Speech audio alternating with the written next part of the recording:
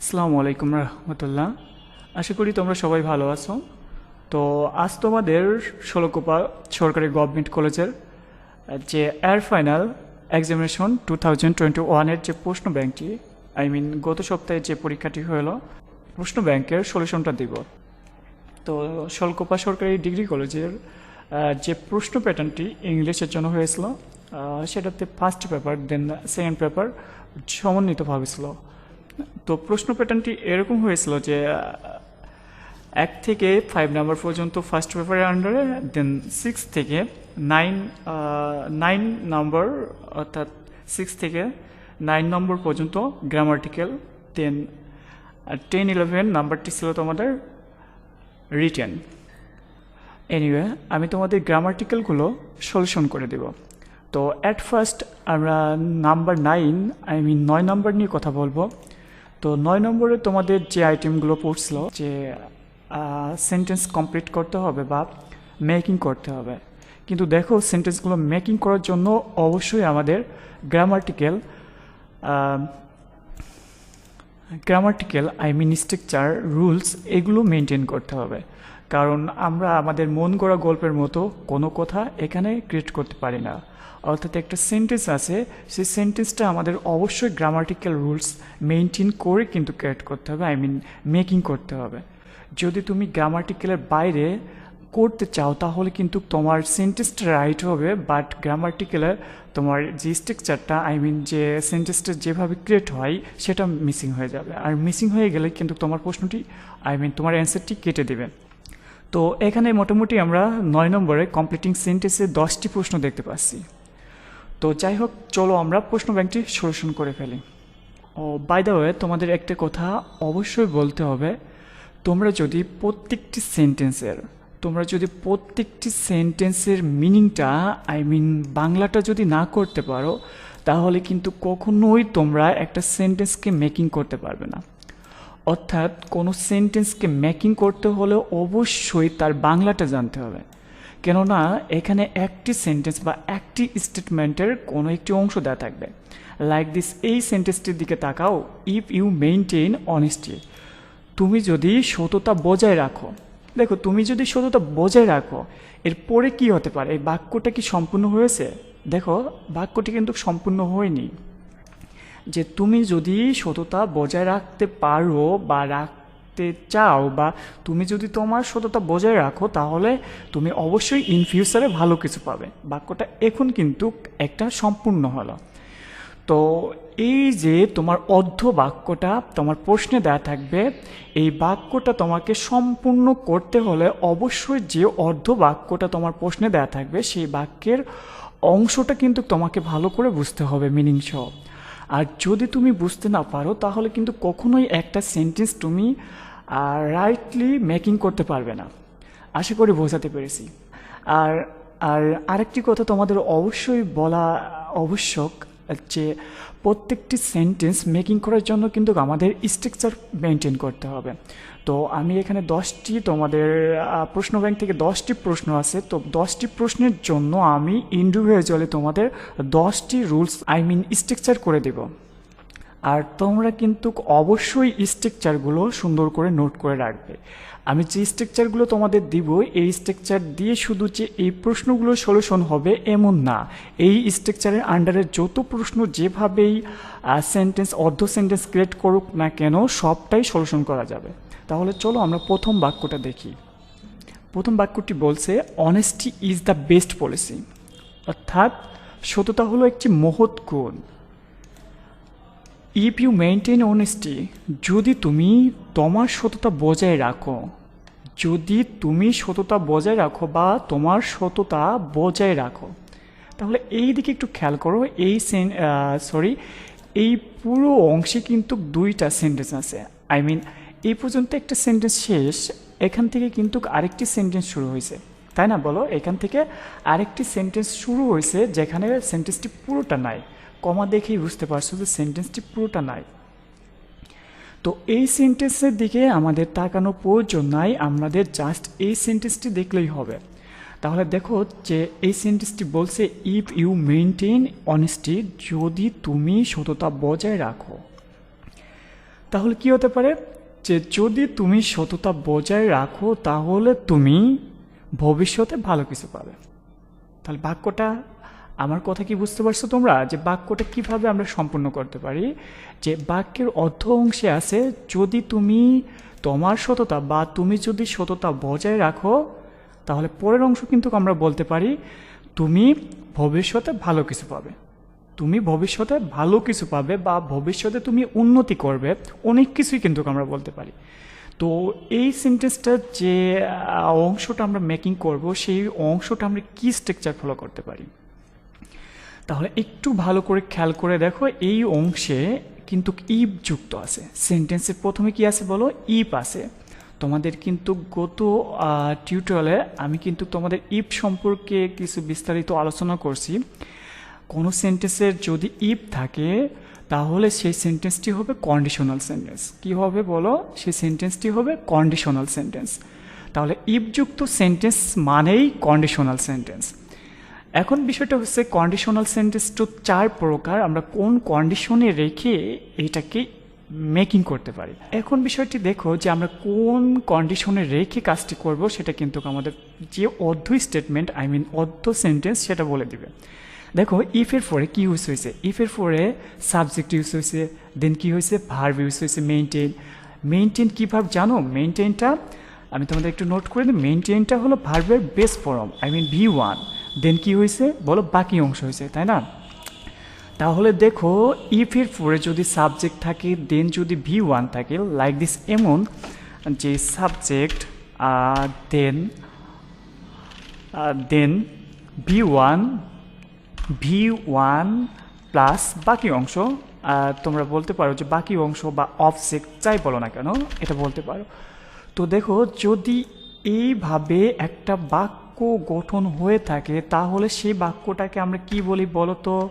নিশ্চয় সেই বাক্যটাকে বলি প্রেজেন্ট ইনডিফিনিট টেন্স, তাই না? যে সাবজেক্ট প্লাস ভার্বের প্রেজেন্ট ফর্ম প্লাস অবজেক্ট বা বাকি অংশ, তাহলে এটাকে কি বলি বলো? Present indefinite tense. তাহলে দেখো যে ইফযুক্ত সেন্টেন্স যদি প্রেজেন্ট ইনডিফিনাইট টেন্সে গঠিত হয়ে থাকে তাহলে তার পরের অংশ অবশ্যই ফিউচার ইনডিফিনাইট টেন্স হবে। আমি কি তোমাদের বোঝাতে পেরেছি? যে দেখো এই ইফের পরে যে সেন্টেন্সটা মেনটেন করছে, যে গ্রামাটিক্যাল বা যে স্ট্রাকচারটি মেনটেন করছে, সেটা প্রেজেন্ট ইনডিফিনাইট টেন্সের। অর্থাৎ ইফযুক্ত সেন্টেন্স যদি প্রেজেন্ট ইনডিফিনাইট টেন্স হয় তাহলে তার পরের অংশ হবে ফিউচার ইনডিফিনাইট। তাহলে দেখো আমরা অবশ্যই বলতে পারি if plus subject plus V1 যদি হয় তাহলে তার পরের অংশ হবে লাইক দিস। আমরা ফিউচারের স্ট্রাকচারটি উঠিয়ে দিলেই হবে সাবজেক্ট প্লাস শ্যাল অথবা উইল প্লাস V1 দেন বাকি অংশ।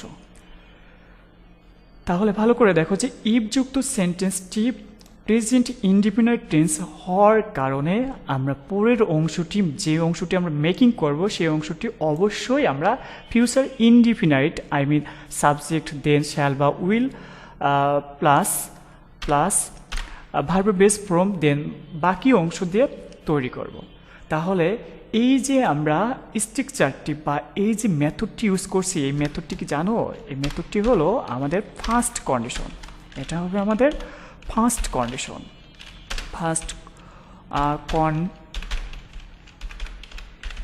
কন্ডিশনাল বা ফার্স্ট কন্ডিশন। তাহলে দেখো এই স্ট্রাকচারটা কিন্তু আমরা মেনটেন করছি ফার্স্ট কন্ডিশনালে। অর্থাৎ কেন মেনটেন করছি? কারণ আমাদের ইফযুক্ত অংশের পরের অংশটি ছিল প্রেজেন্ট ইনডিফিনাইট টেন্স, এর জন্য পরের অংশটি আমরা মেকিং করব ফিউচার ইনডিফিনাইট টেন্স। তাহলে এবার তোমরাই বলো যে এটার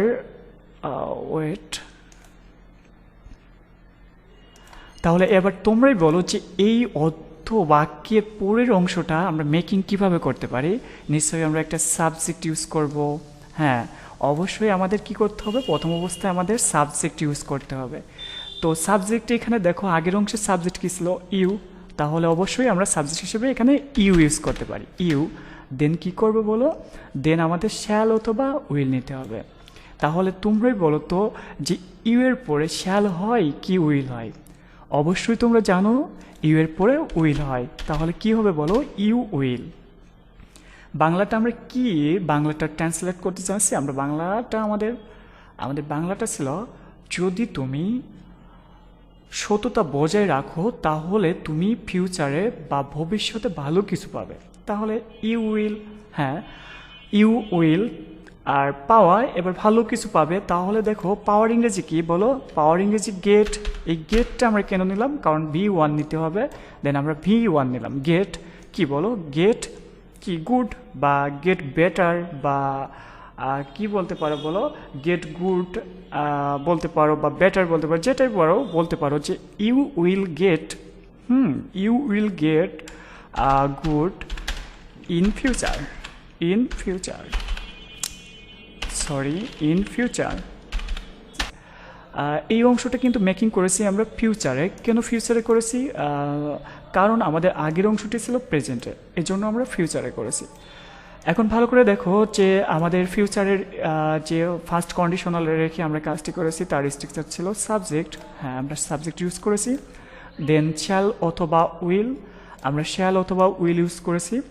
দেন ভার্বের বেস ফর্ম, হ্যাঁ ভার্বের বেস ফর্ম ইউজ করেছি। তারপর বাকি অংশ গুড ইন ফিউচার। এছাড়াও তোমাদের এই স্টেটমেন্টের বাংলাটা মেকিংটা তোমরা অনেকভাবে করতে পারো। যে এভাবে বলতে পারো, if you maintain honesty you will shine in life. তোমরা এভাবে অনেক কিছুই এখানে বাক্যটা ক্রিয়েট করতে পারো। এবার পরবর্তী বাক্যের দিকে তাকাও। পরবর্তী বাক্যে বলা হয়েছে patriotism is a noble virtue. অর্থাৎ প্যাট্রিয়টিজম মানে স্বদেশপ্রেম। স্বদেশপ্রেম হলো একটি মহৎ গুণ। It is high time, it is high time এর বাংলা হলো এখনই সময় বা এখনই উপযুক্ত সময়। তাহলে দেখো যে ইট ইজ হাই টাইমের বাংলাটা হবে এখনই উপযুক্ত সময় বা এখনই সময়। তাহলে আগের অংশটির দিকে একটু ভালো করে খেয়াল করো যে patriotism is a noble virtue, অর্থাৎ স্বদেশপ্রেম হলো একটি মহৎ গুণ। ইট ইজ হাই টাইম এখনই উপযুক্ত সময় কি হতে পারে? তারপরের বাংলাটা এখনই উপযুক্ত সময় এটাকে ডেভেলপ করার, তাই না? যে কোনটাকে? যে আমাদের এই স্বদেশ প্রেমটাকে ডেভেলপ বা উন্নতি করা। তাহলে আমরা বলতে পারি এখনই উপযুক্ত সময় এটাকে উন্নতি করার। তাহলে দেখো যে আমাদের এবার কোন স্ট্রাকচারটা মেনটেন করবে। একটা বিষয় মাথায় রাখবা, যদি কোনো বাক্যের ভিতরে ইট ইজ হাই টাইম বা it is time, it is high time অথবা ইট ইজ টাইম যদি থাকে, তাহলে তার স্ট্রাকচারটি কী হবে জানো? তার স্ট্রাকচারটি হবে সাবজেক্ট, সাবজেক্ট দেন V2 দেন বাকি অংশ, দেন বাকি অংশ। অর্থাৎ যদি কোনো বাক্যের মধ্যে, আমি তোমাদের এটাকে একটু হাইলাইট করে দিই, যদি কোনো বাক্যের মধ্যে ইট ইজ হাই টাইম বা ইট ইজ টাইম যদি থাকে তাহলে তার স্ট্রাকচারটি হবে subject then V2, subject then V2 দেন বাকি অংশ। এখানে বাকি অংশ হিসেবে তুমি অবজেক্ট ইউজ করতে পারো, কমপ্লিমেন্ট ইউজ করতে পারো, যাই হোক।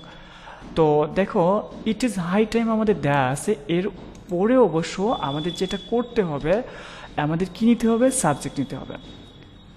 কী নিতে হবে বলো? সাবজেক্ট নিতে হবে। এখন দেখো সাবজেক্ট হিসেবে আমরা কি নিব? যে স্বদেশ প্রেম হলো একটি মহৎ গুণ। তাহলে মহৎ গুণ এখনই উপযুক্ত সময় আমার এটি কি বলো? আমার এটি উন্নতি করার নাকি আমাদের এটি উন্নতি করার? হ্যাঁ আমাদের এটি উন্নতি করার। তাহলে সাবজেক্ট কি হবে বলো? উই। সাবজেক্ট হবে উই, দেন কি করব বলো? V2 ইউজ করতে হবে। তাহলে V2 উন্নতি করার, এখানে ভার্ব হলো উন্নতি করা। তো উন্নতি করার ইংরেজি কি বলো? ডেভেলপ। তাহলে ডেভেলপ, আর এটা ডেভেলপের V2 হবে ডেভেলপেড, তাহলে জাস্ট ইডি যোগ করে দাও। তাহলে দেখো উই ডেভেলপড কি বলো? ইট, তাই না? বাকি অংশ হবে ইট। তাহলে দেখো যে আমরা উই ইউজ করেছি, সাবজেক্ট ইউজ করেছি, দেন V1 ইউজ করেছি, দেন কি করেছি বলো? অবজেক্ট বা বাকি অংশ ইউজ করেছি। তাহলে দেখো যে বাংলাটি কি হবে? বাংলাটি হবে যে স্বদেশ প্রেম একটি মহৎ গুণ, এখনই উপযুক্ত সময় আমাদের এটিকে উন্নতি করতে হবে বা উন্নতি করার। এখনই উপযুক্ত সময় এটা আমাদের উন্নতি করার। আশা করি বুঝতে পেরেছো। দেন দেখো পরবর্তী সেন্টেন্সটি English is an international language, অর্থাৎ ইংরেজি আন্তর্জাতিক ভাষা। আই উইশ মানে কি? আই উইশের বাংলা কি জানো? আই উইশের বাংলা আমার ধারণা বা আমি যদি বা যেন। তাহলে এবার খেয়াল করে দেখো যে English is an international language, English আন্তর্জাতিক ভাষা। আমি যদি বা আমার ইচ্ছা বা আমার ধারণা কোনটা ভালো করে তুমি ম্যাচ করতে পারবা? দেখো যে আমি যদি ইংলিশে কথা বলতে পারতাম, তাহলে দেখো এই বাক্যটা কিন্তু এভাবে আমরা সম্পূর্ণ করতে পারি যে আমি যদি ইংলিশে কথা বলতে পারতাম। এটাকে আমাদের ট্রান্সলেট করতে হলে কি স্ট্রাকচারটা মেনটেন করতে হবে? তাহলে একটা বিষয় মাথায় রাখবা যে কোনো বাক্যের ভিতরে বা কোনো স্টেটমেন্টের ভিতরে যদি আই উইশ থাকে, কি থাকে বলো? আই উইশ থাকে। ভালো করে খেয়াল করো যে কোনো বাক্যের মধ্যে বা স্টেটমেন্টের মধ্যে যদি আই উইশ থাকে, তাহলে তার স্ট্রাকচারটি হবে অবশ্যই আই উইশের পরে স্ট্রাকচারটি হবে সাবজেক্ট, দেন ভার্বের পাস্ট ফর্ম, দেন বাকি অংশ। তাহলে বুঝতে পারছো নিশ্চয় যে আই উইশের পরের অংশটি হবে সাবজেক্ট, দেন V2। তাহলে দেখো এখানে সাবজেক্ট কি আছে? আই। তাহলে জাস্ট আমরা আইটিকে বসিয়ে দিই আই, দেন কি করতে হবে? আমাদের V2 ইউজ করতে হবে।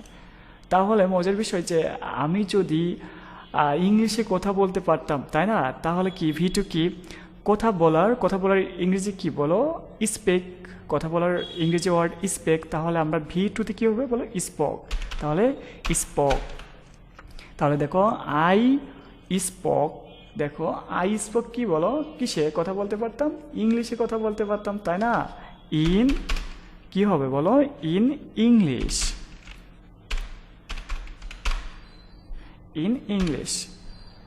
তাহলে নিশ্চয়ই বুঝে নিয়েছো আই উইশ থাকলে আমাদের এই রুলটা ফলো করতে হবে।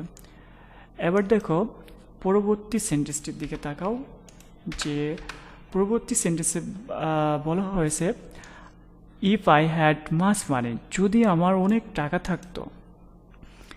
এবার একটু খেয়াল করো যে যদি আমার অনেক টাকা থাকতো তাহলে কি আমি গরিবদের হেল্প করতাম, মানে আমি গরিবদের সাহায্য করতাম, ব্যাপারটা এরকম না? তাহলে তুমি এমনটিও বলতে পারো যদি আমার অনেক টাকা থাকতো তাহলে আমি একটা ফুচকার দোকান দিতাম, মানে লাইক দিস। এরকম না বিষয়টি যেভাবে তুমি মেকিং করো, যদি সেন্টেন্সের পরিপূর্ণতা পায় তাহলেই রাইট হবে। তাতে তুমি এখানে বলো যে তোমার যা ইচ্ছা তুমি, মানে তোমার যেরকমটা ইচ্ছা তুমি সেরকমটা বলে একটা সেন্টেন্স মেকিং করতে পারো। গ্রামাটিক্যাল যদি ঠিক থাকে তাহলে সেন্টেন্সটি কখনোই ভুল হবে না। যদিও আমাদের ব্যক্তিকেন্দ্রিক যে ইচ্ছা বা মেকিং করার বা বাক্য ক্রিয়েট করার মানে কি বলবো, স্টেটমেন্ট ডিক্লেয়ার করার ধারণাগুলো বা মনস্থিরগুলো কিন্তু ভিন্ন ভিন্ন হয়। আমি এখানে বলছি যে আমার যদি অনেক টাকা থাকতো তাহলে আমি গরিবদেরকে সাহায্য করতাম।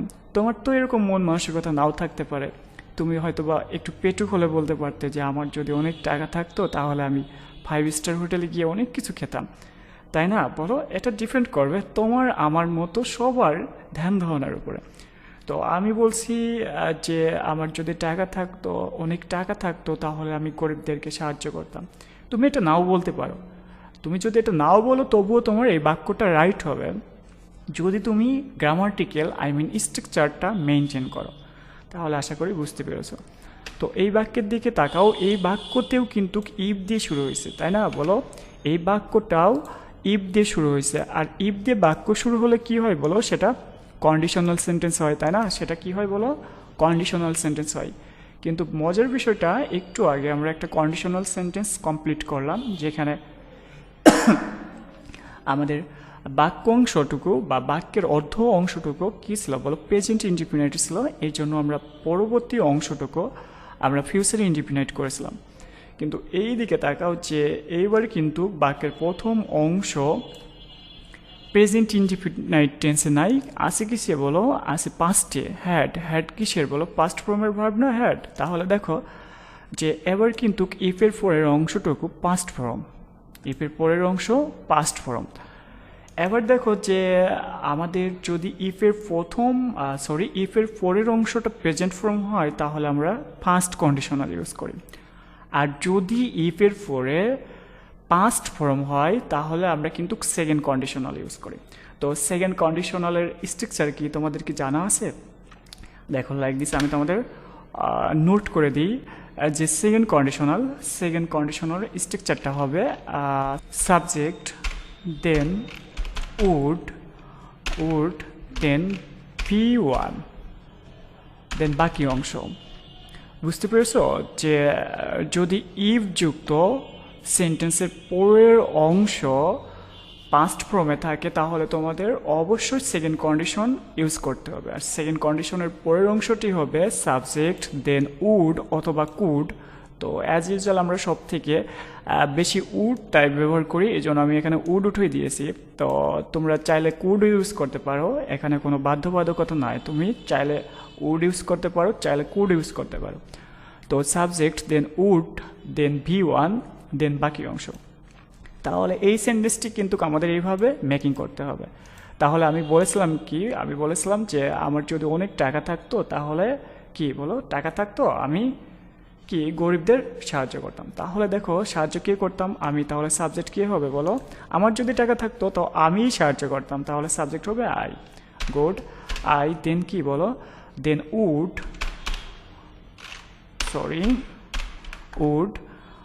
দেন কি হবে বলো? আমার ভার্বের বেস ফর্ম নিতে হবে। তাহলে দেখো আমি যদি সাহায্য করার ইংরেজি কি ভোকাবুলারি কি হবে? যে হেল্প, তাই না বলো? হেল্প। তাহলে দেখো I subject then would then V1 তাহলে আমি সাহায্য করতাম কাদের বলো? দা পোর। তাহলে দেখো কাদেরকে সাহায্য করতাম? গরিবদেরকে। তাহলে বাক্যর বাংলাটি কি হচ্ছে বলো? বাংলাটি হচ্ছে আমার যদি অনেক টাকা থাকতো আমি গরিবদেরকে সাহায্য করতাম। তাহলে এই স্টেটমেন্টটা তোমরা অন্যভাবেও সাজাতে পারো, জাস্ট তোমাদের এই গ্রামাটিক্যাল স্ট্রাকচারটি মেনটেন করতে হবে। তো আশা করি বোঝাতে পেরেছি। এবার পরবর্তী সেন্টেন্সের দিকে একটু খেয়াল করো। পরবর্তী সেন্টেন্সে বলা হয়েছে দেয়ার গোস এ প্রভাব দ্যাট। মানেটা কি? মানেটা হলো একটি প্রবাদ বাক্য। প্রভাব মানে কি বলো? প্রবাদ বাক্য। একটি প্রবাদ বাক্য আছে। সো বিষয়টা দেখেছ যে একটি প্রবাদ বাক্য আছে, কি আছে? সে প্রবাদ বাক্যটা কিন্তু এখানে উল্লেখ নাই, দেন পরের অংশ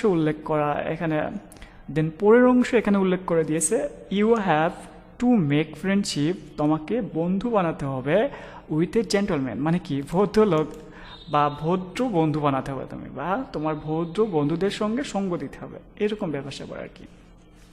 তাহলে দেখো এইটাকে যদি আমরা মেকিং করতে চাই তাহলে এইখানে কিন্তু আমাদের গ্রামাটিক্যালের স্ট্রাকচারের কোনো ব্যাপার স্যাপার নাই। কেন জানো? কারণ প্রবাদ বাক্য তো মুখস্থ করার ব্যাপার স্যাপার, তাই না?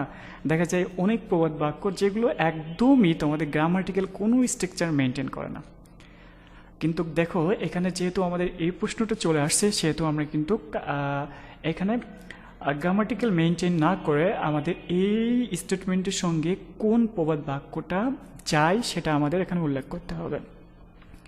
তাহলে একটি প্রবাদ বাক্য আছে যে তার পরের অংশ আছে ...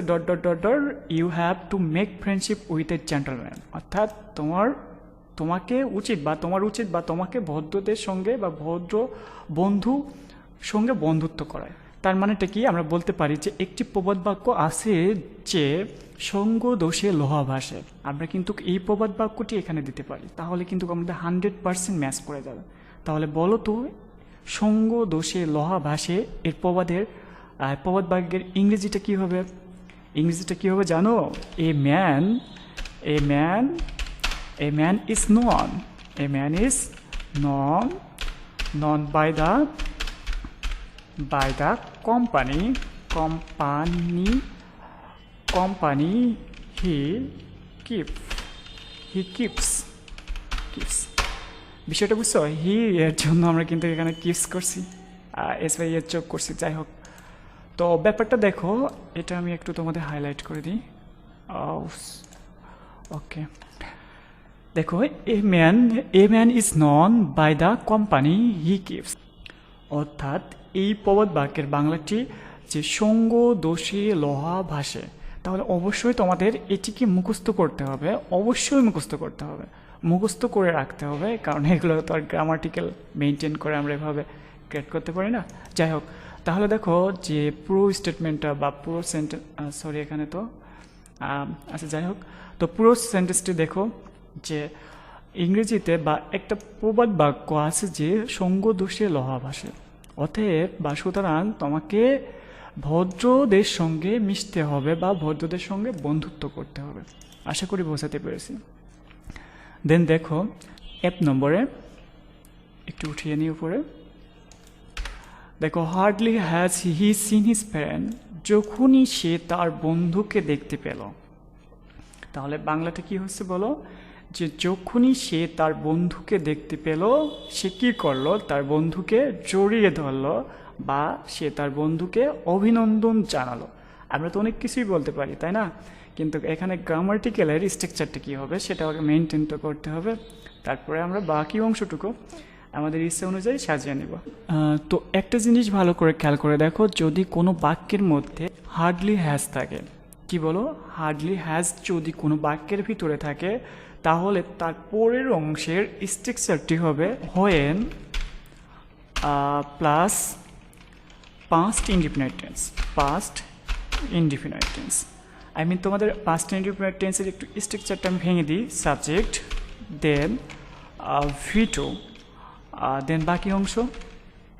ওকে, তো দেখো ভালো করে একটু খেয়াল করে দেখো, যদি কোনো বাক্যের মধ্যে হার্ডলি হ্যাজ, অর্থাৎ বাক্যের শুরুতে থাকতে পারে, মাঝে থাকতে পারে, যাই হোক, যদি বাক্যের হার্ডলি হ্যাজ থাকে, কোনো বাক্যে হার্ডলি হ্যাজ থাকে, তাহলে তার পরের অংশটা মেকিং করার জন্য অবশ্যই আমাদের এই স্ট্রাকচারটি মেনটেন করতে হবে, অর্থাৎ when, then subject, then V2।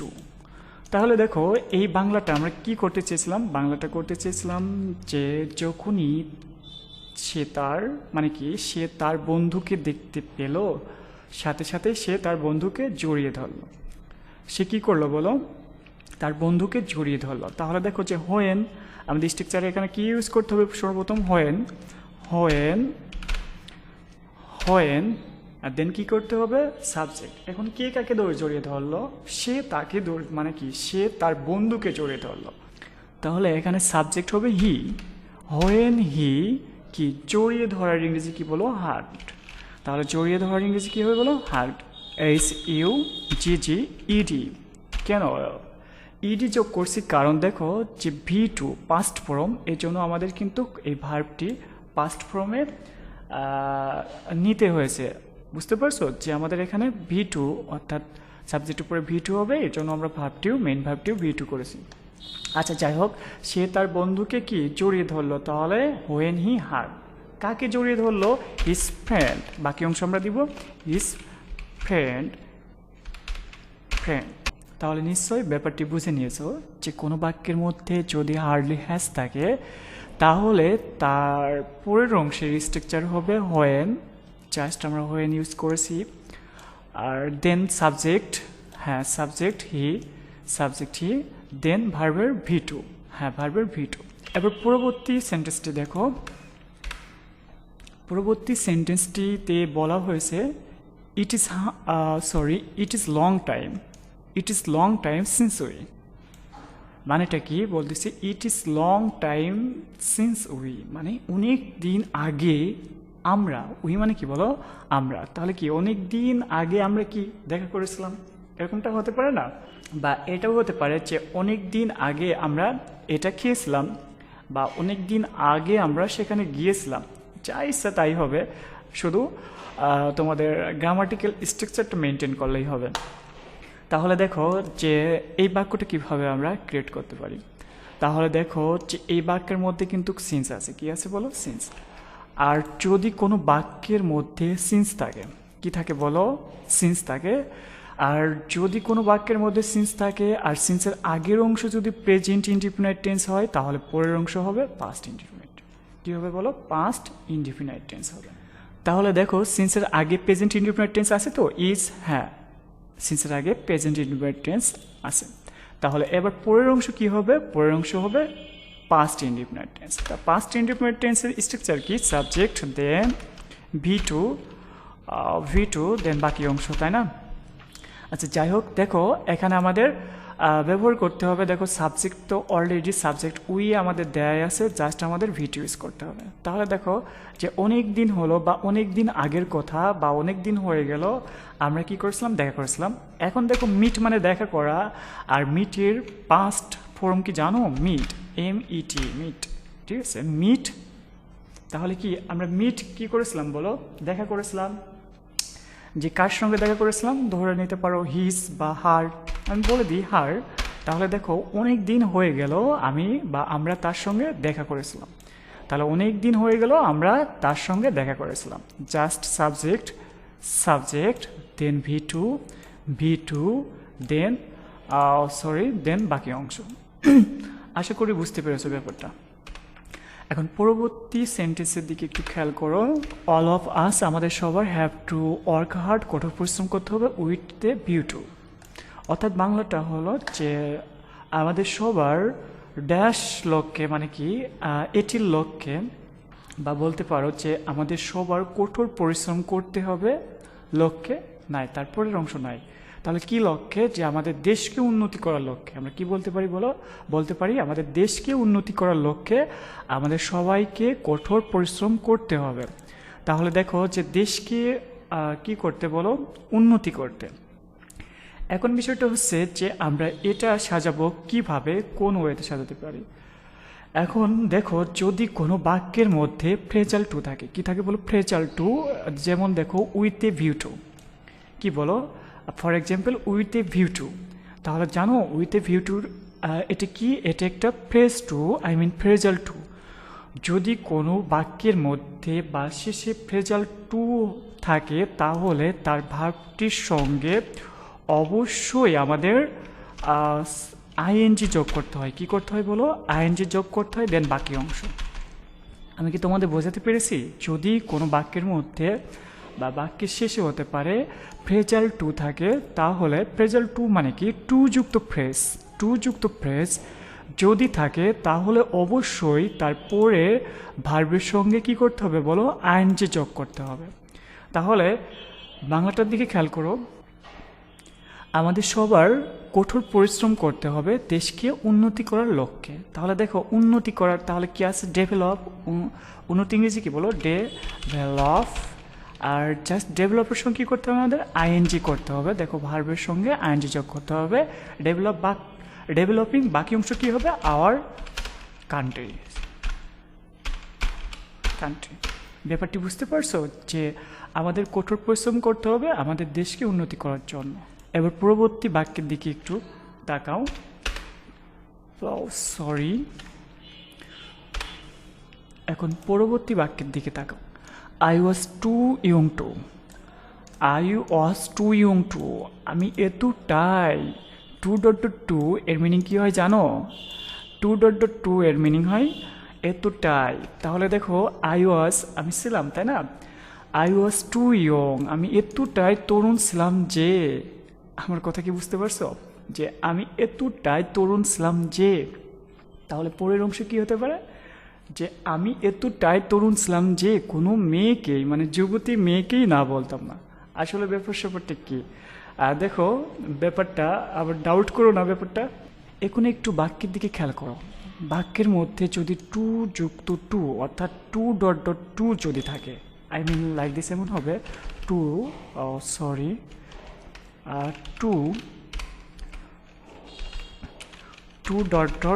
যদি কোনো বাক্যের মধ্যে থাকে, কি বলো? টু যদি কোনো বাক্যের মধ্যে থাকে, টু এর পরে অবশ্যই মাঝে দুইটি টু এর মাঝে অবশ্যই অ্যাডজেক্টিভ বসবে। তো এমনটি যদি থাকে তাহলে এরপরে সবসময় V1 ইউজ হয়। কি হয় বলো? V1 ইউজ হয়, অর্থাৎ টু যুক্ত টু বা টু এর পরে সবসময় V1 হয়। তাহলে দেখো স্টেটমেন্টটা যদি আমরা কমপ্লিট করি তাহলে আমরা কি হবে? যে আমি এতটাই তরুণ ছিলাম যে কোনো যুবতী মেয়েকেই না বলতাম না। তাহলে দেখো যে আমাদের ভার্ব নিতে হবে, বলার ইংরেজি কি সে, ভার্বের বেস ফর্ম, আমাদের ভার্বের বেস ফর্ম ইউজ করতে হবে, বেস ফর্ম ইউজ করছি। দেন কি বলো, সে নো, তাই না, যে না বলতাম না, তাহলে নো, সে নো কি বলো, টু ইয়ং গার্ল। ব্যাপারটা বুঝতে পারলে যে আমরা কি ব্যবহার করছি, টু ডট ডট টু থাকার কারণে আমরা এর পরবর্তীতে ভার্বের বেস ফর্ম ইউজ করছি, দেন বাকি অংশ ইউজ করেছি। এবার পরবর্তী বাক্যের দিকে একটু তাকাও। এই student has to be punctual, একজন ছাত্রকে সময়নিষ্ঠবান হতে হবে। He has to study regularly lest he, ব্যবহৃত। তাহলে দেখো তাকে প্রতিনিয়ত কি করতে হবে, পড়াশোনা করতে হবে, নতুবা সে কি করবে, পরীক্ষায় ফেল করবে। যদি কোনো বাক্যের মধ্যে লেস্ট থাকে তাহলে তার স্ট্রাকচারটি হবে, অর্থাৎ পরবর্তী অংশটা মেকিং করার জন্য স্ট্রাকচারটি হবে lest, lest, then subject, subject, then should, should, should, then V1, V1, then বাকি অংশ। তাহলে ব্যাপারটি বুঝতে পেরেছো তো, যে লিস্ট যদি কোনো বাক্যের ভিতর লিস্ট থাকে তাহলে লিস্টের পর সাবজেক্ট হবে। হ্যাঁ, সাবজেক্ট তো অলরেডি আমাদের কি বলো, হি তো আছেই, সাবজেক্ট এখানে হি আমাদের আছে। এবার আমাদের বাকি অংশটুকু ক্রিয়েট করতে হবে, যে শুড, দেন ভার্বের V1। তাহলে আমাদের এখান থেকে আমি একটু কেটে দিই, অর্থাৎ এখানে বলা হয়েছে সে তার অধ্যয়নটি প্রতিনিয়ত করতে হবে বা করবে, নতুবা সে কী করবে বলো, ফেল করবে, তাই না। তাহলে দেখো যে সাবজেক্ট জাস্ট হি আছে, দেন আমাদের কি ইউজ করতে হবে, শুড, শুড কী হবে বলো, ফেল, ভার্ব V1 কি বলো, ফেল, কি সে ফেল করবে, in the exam, in the exam. আশা করি বুঝতে পারছো যে সে যদি প্রতিনিয়ত পড়াশোনা না করে তাহলে সে পরীক্ষাতে ফেল করবে, মানে কি ব্যর্থ হবে। তাহলে দেখো জাস্ট সাবজেক্ট, হ্যাঁ সাবজেক্ট, দেন শুড, হ্যাঁ শুড ইউজ করেছি, দেন আমাদের ভার্বের V1 ইউজ করেছি, দেন আমাদের তো আশা করি তোমরা বুঝতে পেরেছো। তো দেখো এখানে আমাদের, আমি একটু তোমাদের প্রত্যেকটা প্রশ্ন একটু উপরে উঠিয়ে দিই যাতে তোমাদের একটু বোঝাতে সুবিধা হয়।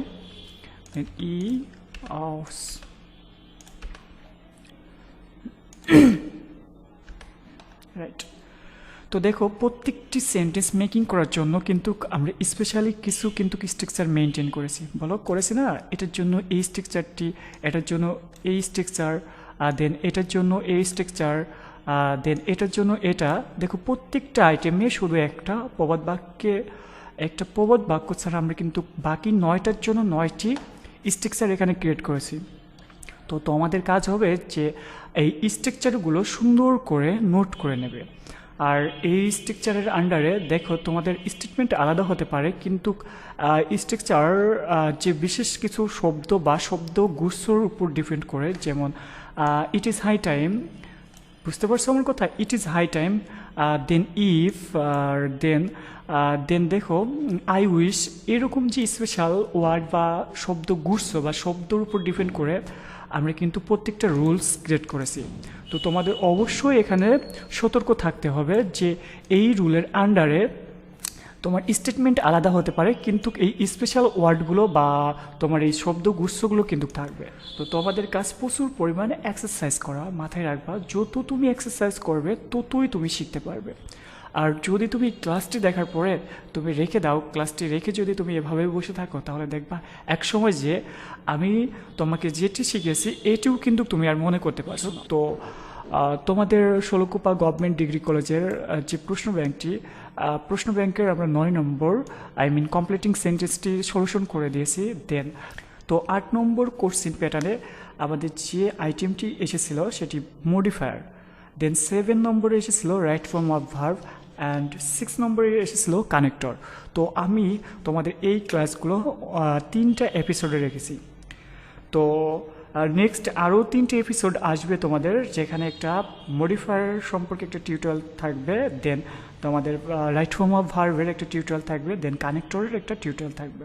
তো সিরিয়াল বাই সিরিয়াল অবশ্যই তোমরা আমার ভিডিও এপিসোডগুলো দেখে অবশ্যই তোমাদের কলেজে যে প্রশ্ন ব্যাংকটি এসেছিলো বা প্রশ্নটি এসেছিলো সেটা সলিউশন করে নেবে। আর আমি চাই তোমরা কন্টিনিউ আমার ক্লাস করো। আর যারা আমার কোচিংয়ে স্টাডি কেয়ার কোচিং সেন্টার, এটি শোলকুপা সরকারি ডিগ্রি কলেজের সামনে, যারা আমার কোচিংয়ে বর্তমান শিক্ষার্থী আসো তাদের জন্য তো আমার অনেক অনেক অভিনন্দন। তো তোমাদের আমি সবসময়ই ট্রাই করি তোমাদের জন্য বেটার কিছু দেয়া, যেগুলো আমি হয়তোবা তোমাদের ভিডিও ক্লাসে তোমাদের লাইভ ভিডিও টিউটোরিয়াল ক্লাসে যেগুলো দিতে পারি না, তবে সেগুলো কিন্তু আমি তোমাদের ক্লাসে আরও অ্যাডভান্স দেওয়ার চেষ্টা করি। তো তোমাদের নিয়ে একটি কথাই, তোমরা কখনো ক্লাস মিস করবে না, রেগুলার ক্লাসে আসবে। অ্যান্ড কোনো বিষয় যদি বুঝতে না পারো তবে অবশ্যই সেটা আমাকে প্রশ্ন করবে। তো সবাই ভালো থাকবে, সুস্থ থাকবে, আল্লাহ হাফেজ।